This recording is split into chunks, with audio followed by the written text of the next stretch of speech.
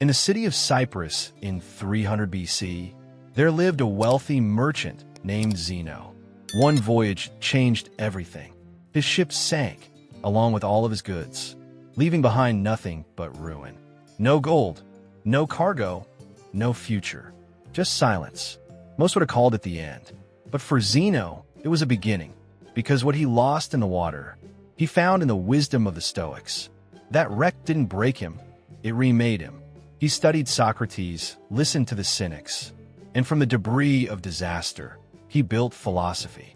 A philosophy that whispers even now, through storms, setbacks, and silent suffering. That philosophy was Stoicism, and these are its 12 eternal lessons. 1. Control what you can, let go of what you can't. Zeno couldn't control the sea, but he could control his response to it. And that's the heart of Stoicism, the dichotomy of control. Epictetus once said, "Some things are up to us, and some things are not. You can't change traffic, weather, or the past, but you can change your thoughts, your choices, your attitude. Freedom lives in that space." 2. It's not things that hurt us, but our judgments. You didn't fail the test. You judged yourself a failure. You weren't rejected. You interpreted rejection as worthlessness. As Epictetus said, it's not events that disturb us, but our opinion about them. Change your perception, and the world changes with it. 3. Expect misfortune and smile anyway.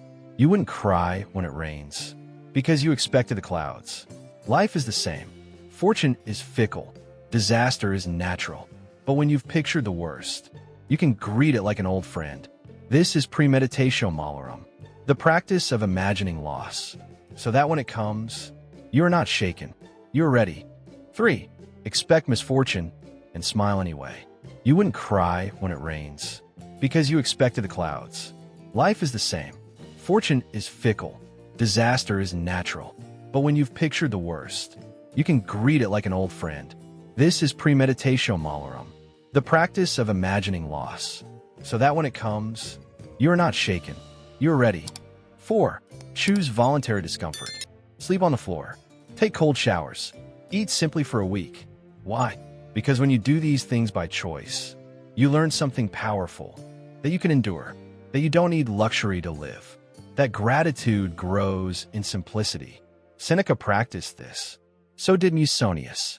So can you. 5. Do not chase pleasure. Pursue meaning instead. Chasing pleasure is like drinking salt water. The more you sip, the thirstier you become. A bigger house, a faster car, more applause. These things fade. They crumble. They rot. But virtue?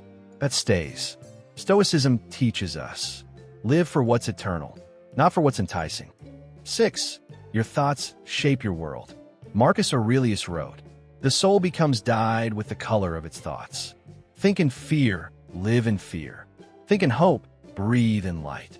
Every moment is a brushstroke, so be careful what you paint. 7. Live according to nature. To a Stoic, nature doesn't mean trees and birds. It means your nature as a rational being. You were made to reason, to help, to act justly, not to whine, not to hoard, not to live in envy of others. Follow your nature, and you'll find peace. 8. Practice gratitude through adversity. You woke up today? You're already ahead. You lost something? Good. Now you'll know how much it meant. You were betrayed? Now you see who is truly loyal. Every pain is a teacher. Every loss, a lesson. The Stoics didn't deny emotion. They used it. They transformed it. 9. Speak little. Act much. Words are easy. Deeds are hard. Seneca once wrote, "Don't explain your philosophy. Embody it. Don't tell people you're strong. Show them by enduring. Don't say you're kind. Show them through compassion. Don't promise change. Live it." 10. Justice is the highest virtue. Wisdom helps you decide. Courage helps you act. Temperance keeps you in balance. But justice makes it all worth doing. The Stoics believed we were born, not to serve ourselves, but to serve each other.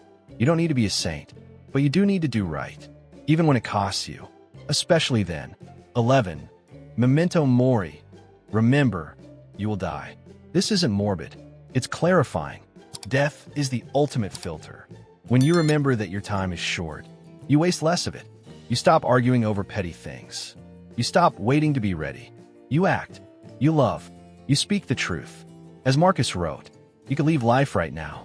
Let that determine what you do, say, and think. 12. You are enough. You don't need to go viral. You don't need to impress the room. You don't need more. You need less. Less comparing. Less chasing. Less noise. When you let go of external validation, you find something rare. Peace. You're not your status. You are not your success. You are not your failures. You are your character. And that, the Stoics say, is entirely up to you. The Stoics' quiet fire. Zeno lost a fortune at sea, but he gained something greater: clarity. We too lose things: jobs, people, health, hope. But like Zeno, we can use that loss. As a beginning, we don't control the tides, but we can learn to sail. We can choose how we respond. We can practice gratitude, even when there's little to be thankful for. We can choose justice, even when the world is unjust. We can live simply, even when surrounded by excess. That's the way of the Stoic. It isn't loud. It isn't flashy. It is quiet, steady, enduring, and it might just save your life the next time a storm comes. Because one small shift in how you see the world can change your entire life. And one steady philosophy, Stoicism, can light the way. Thanks for watching. If you enjoyed it, please subscribe, like, share, and leave a comment.